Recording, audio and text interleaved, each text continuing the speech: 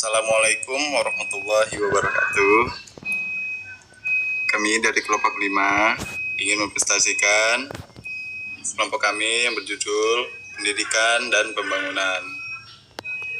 Yang pertama yaitu kelompoknya saya sendiri, Rahmat Riyadi, NPM 211305106, Muhammad Ferdi 211305053, Faras Prayoga 211305156, Diva Zahra Safira 211305062, Jenny Rahmawati 211305047, Sefia Nur Hanifa 211305114. Pembaca materi yang pertama yaitu Muhammad Ferdi. Oke dulu itu mah.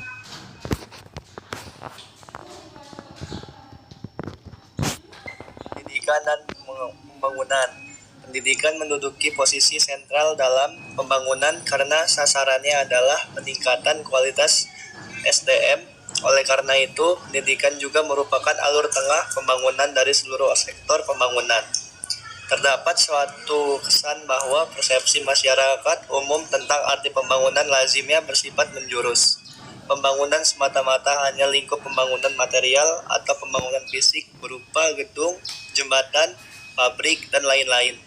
Padahal sukses tidaknya pembangunan itu justru sangat ditentukan oleh keberhasilan dalam pembangunan rohaniah atau spiritual yang secara bulat diartikan pembangunan manusia, dan yang terakhir ini menjadi tugas utama pendidikan.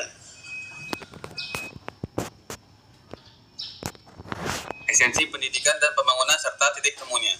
Menurut paham umumnya, kata pembangunan lazimah diasosiasikan dengan pembangunan ekonomi dan industri yang selanjutnya diasosiasikan dengan dibangunnya pabrik-pabrik, jalanan, jembatan, sampai ke pelabuhan, alat-alat transportasi, komunikasi, dan sejenisnya. Sedangkan hal yang mengenai sumber daya manusia tidak secara langsung terlihat sebagai sasaran pembicaraan. Padahal, banyak bukti yang dialami oleh banyak negara menunjukkan bahwa kemajuan di bidang ekonomi dan industri yang ditunjukkan oleh kenaikan GNP. Lalu kenaikan volume ekspor dan impor sebagai indikator, ternyata tidak otomatis membawa kesejahteraan masyarakatnya.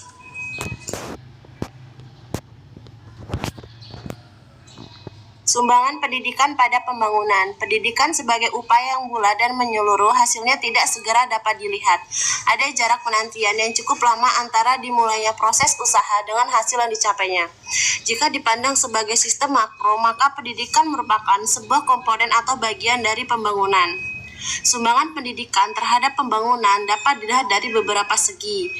Yang pertama, segi sasaran. Yang kedua, segi lingkungan. Yang ketiga, segi jenjang pendidikan. Yang keempat, segi pembidangan kerja atau sektor kehidupan.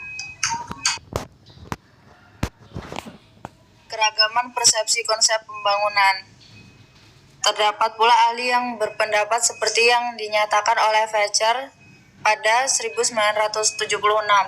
Pembangunan adalah suatu yang dialami bagaimana manusia, masyarakat, dan negara untuk mengembangkan potensi yang ada pada dirinya. Hal ini dapat diibaratkan seperti halnya biji-bijian atau sel tanaman yang akan berkembang dewasa. Bila dianalisis secara filosofi, pembangunan yang terjadi dalam ruang yang berinteraksi penuh dengan faktor budaya, sosial, dan sejarah yang bersamaan dalam satu kelompok atau masyarakat. Peranan pendidikan dalam pembangunan. Yang pertama, teknologi baru. Hasil pendidikan adalah orang terdidik yang memiliki kemampuan melakukan penelitian dan pengembangan yang dapat menghasilkan teknologi baru.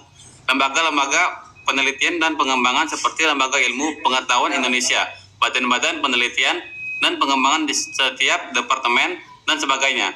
Orang-orang terdidik hasil pendidikan bekerja dan menghasilkan berbagai teknologi baru. Yang kedua, menjadi tenaga produktif dalam bidang konstruksi.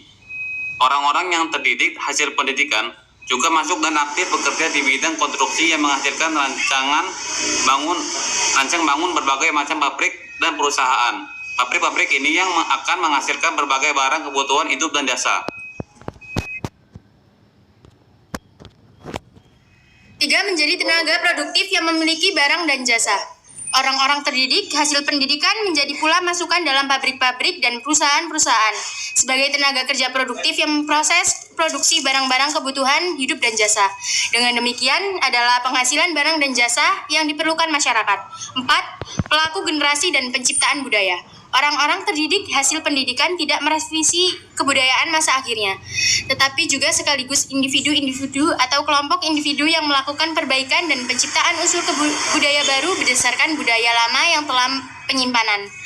Inilah yang memelihara dan memperbaiki nilai-nilai budaya dalam masyarakat.